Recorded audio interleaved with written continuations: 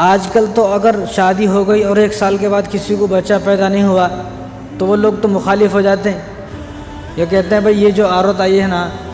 بھئی یہ عورت جو ہے منحوس ہے، اس کو بچہ نہیں ہوتے۔ اگر اتفاق سے بیٹیاں پیدا ہو گئی تو بھی پریشانی ہے، اور اتفاق سے اگر بچے پیدا ہو کے مر گئے تو بھی پریشانی ہے۔ بھئی یہ سب سے پہلے یاد رکھیں، یہ اللہ تبارک و تعالیٰ کی قدرت ہے، اور یہ اللہ تبارک و تعالیٰ کے قبضے قدرت میں ہے۔ یَهَبُ لِمَن يَشَاءُ إِنَاثًا وَيَهَبُ لِمَن يَشَاءُ الذُّكُورَ۔ اللہ تعالیٰ جس کو چاہتے ہیں دیتے ہیں، جس کو چاہتے ہیں نہیں دیتے ہیں، اور جس کو چاہتے ہیں لڑکا دیتے ہیں، جس کو چاہتے ہیں لڑکی دیتے ہیں، جس کو چاہتے ہیں بانجھ بنا دیتے ہیں۔ عقیم فرمایا، عقیم کہ اس کی قسمتوں کو باندھ دیتے ہیں اللہ تبارک و تعالیٰ، چاہے کتنا بھی کوشش کر لے اولاد نہیں ہوتی۔ یہ اللہ تبارک و تعالیٰ کی قبضے قدرت میں ہے۔ اولاد ہو گئی، بعض لوگوں کی اولاد جو ہے ہوئی اور بچپن میں ہی وفات پا گئی۔ اب ایسی عورت اگر کوئی ہے کہ جس کے بچے پیدا ہوتے ہیں مر جاتے ہیں، لوگ اس کو بھی طعنہ دیتے ہیں کہ لگتا ہے کہ عورت بدقسمت ہے، اس بہو کو گھر میں جینے نہیں دیتے، کہ ایسا لگتا ہے کہ وہ بدقسمت ہے اور یہ تو کوئی پنوتی ہمارے گھر میں آ گئی، کہ یہ عورت اچھی نہیں ہے کہ اس کے بچے ہوتے ہیں مر جاتے ہیں، یا بیٹیاں ہو رہی ہیں۔ یہ اللہ تبارک و تعالیٰ کی قبضے قدرت میں ہے۔ اگر کسی کا بچہ وفات پا گیا، بچپن میں اگر کسی کا بچہ وفات پا گیا تو لوگ یہ سوچتے ہیں کہ ہمارے اوپر یہ ظلم کیوں ہو رہا ہے کہ ہمارے بچے وفات پا رہے ہیں۔ اس میں سب سے پہلی بات تو یہ ہے کہ ہو سکتا ہے یہ بچہ بڑا ہو کے ظالم بن جائے، چور بن جائے، ڈاکو بن جائے، تو ان سب چیزوں سے اللہ تبارک و تعالیٰ نے آپ کو بچا لیا ہے۔ کہیں آپ کا بچہ بڑا ہو گیا اور ظالم بن گیا، چور بن گیا، تو وہ جب اس طرح کے کام کرے گا تو آپ ذلیل ہوں گے، آپ رسوا ہوں گے، آپ کی ذلت ہوگی، نہیں، آدمی ذلیل ہوگا۔ تو ان تمام ذلت اور رسوائی سے اللہ تبارک و تعالیٰ نے بچا کر بچپن میں ہی بچے کو اپنے پاس بلا لیا۔ اب ملے گا کیا؟ اگر کسی آدمی کا بچہ بچپن میں انتقال ہو گیا تو اس کو کیا ملے گا کہ اللہ تبارک و تعالیٰ کے پاس جو وہ بچہ گیا ہے تو اللہ تبارک و تعالیٰ نے اس بچے کو اللہ تبارک و تعالیٰ نے جنت والوں کا خادم بنا دیا۔ دیکھو وہ بڑا ہوتا تو ظالم بنتا، جابر بنتا، کیونکہ اللہ کو معلوم ہے۔ اب یہ آدمی یہ بات کوئی بھی نہیں بول سکتا، آدمی بھئی ایسا کیسا ہو سکتا ہے، بھئی تجھے تو نہیں معلوم ہے نا، عالم الغیب صرف اللہ تبارک و تعالیٰ ہیں، اللہ کو معلوم ہے کیا ہونے والا ہے۔ ان اللہ عندہ علم الساعہ، کہ کل کیا ہوگا یہ اللہ کو معلوم ہے، کسی کو نہیں معلوم۔ تو اپنے بچے کے بارے میں آدمی یہ سوچے کہ اللہ نے لے لیا ہے، اللہ کا تھا، تو اللہ نے اس بچے کو اپنے جو جنت میں لوگ ان کا خادم بنا دیا۔ اب جنت میں نبی بھی ہیں، ہو سکتا ہے کہ ہمارا بچہ انتقال ہو گیا اور کسی نبی کی خدمت کر رہا ہے، تو اللہ تعالیٰ اگر وہ بچہ جنت میں چلا گیا اور خادم بنے گا، خدمت کرے گا، کل قیامت کے دن اس کے والدین جو وفات پائیں گے نا، والدین وفات پا گئے، اور کل قیامت کے دن اگر خدا نہ خواستہ اس کے والدین جہنم میں جانے والے ہیں، تو یہ بچہ کیا بولے گا، یا اللہ دنیا میں بھی تو نے ہم کو ان سے جدا کر دیا، کیا آخرت میں بھی تو ہم کو ان سے جدا کرنا چاہتا ہے؟ کم سے کم آخرت میں تو ہمارے ساتھ ان کو جو ہے جنت میں بھیجاؤ۔ تو اللہ تبارک و تعالیٰ بچے کی سفارش پر دونوں والدین کو جنت میں جاؤ داخل فرما دیں گے۔ کتنی خوبصورت بات ہے۔ اور میں آپ کو حدیث بتاتا ہوں، بخاری شریف کی روایت ہے، نبی کریم صلی اللہ علیہ وسلم نے ارشاد فرمایا کہ جو بچے تمہارے وفات پا جائیں بچپن میں، یہ تمہارے لیے جہنم سے بچاؤ کا ذریعہ ہیں، یہ تم کو جہنم سے بچائیں گے۔ اسی طرح بخاری شریف کی روایت ہے، نبی کریم صلی اللہ علیہ وسلم نے ارشاد فرمایا کہ جس انسان کے 3 بچے فوت ہو جائیں، جس عورت کے، جس مرد کے 3 بچے فوت ہو جائیں، تو وہ 3 بچے اس کو جہنم سے آڑ بنیں گے بچانے کے لیے۔ اگر اللہ نہ کرے، خدا نہ خواستہ، یہ عورت ہے یا آدمی ہے جو والدین جہنم میں جانے والے ہیں، تو یہ بخاری شریف کی روایت ہے، حضور نے فرمایا کہ جہنم میں جانے سے پہلے بچے آ جائیں گے کہ اللہ ان کو ہمارے ساتھ بھیجاؤ جنت میں، جہنم میں نہیں۔ تو یہ بخاری شریف کی روایت ہے، حضور نے فرمایا کہ جس کے 3 بچے۔ اب ایک عورت تھی وہاں پر،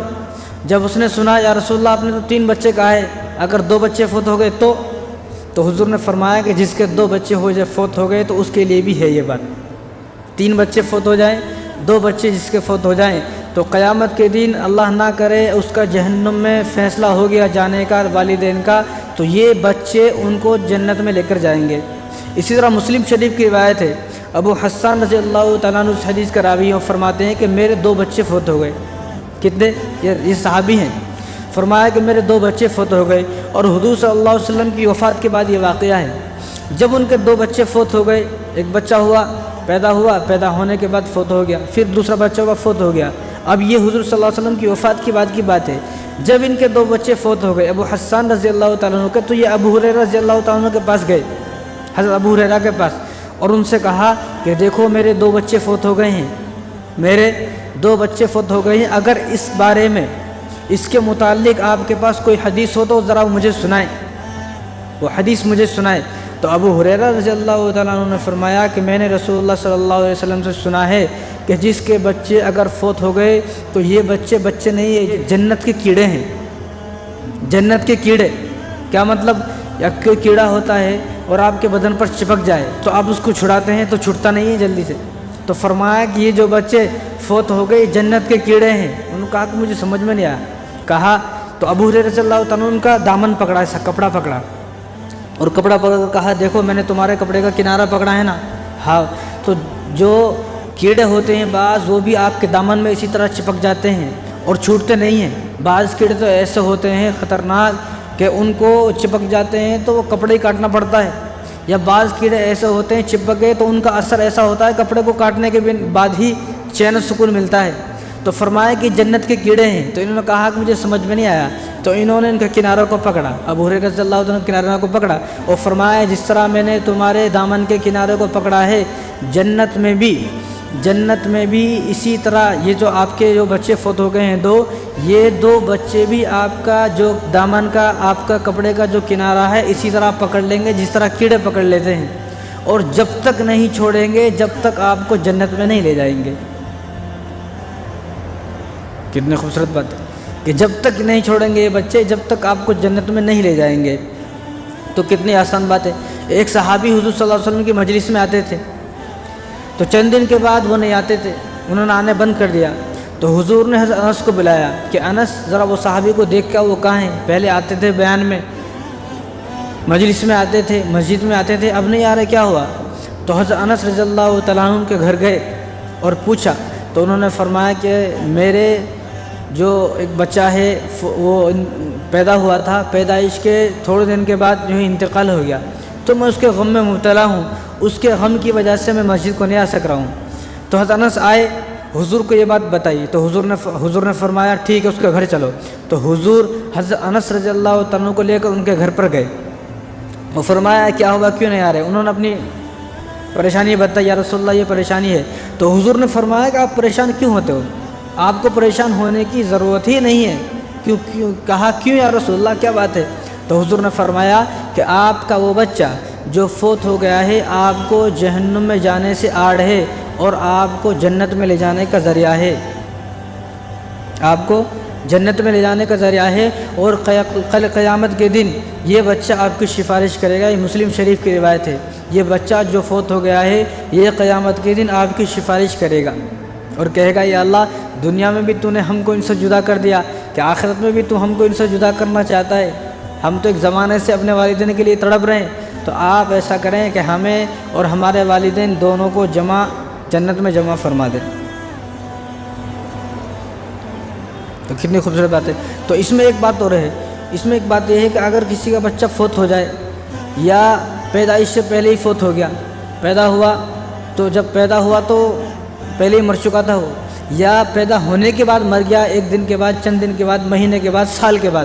تو اس بچے کا نام رکھنا ضروری ہے، اس بچے کا نام رکھے اور اس نام کو یاد بھی رکھے آدمی،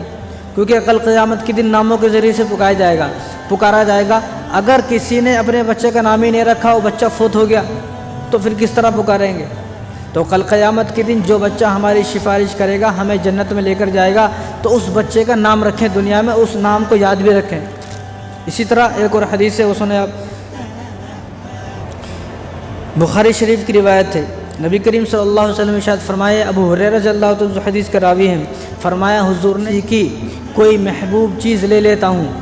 کوئی محبوب چیز۔ اب اس دنیا میں سب سے زیادہ اگر کسی کو محبت ہے تو اپنی اولاد سے محبت ہے، اپنے بچوں سے محبت ہے،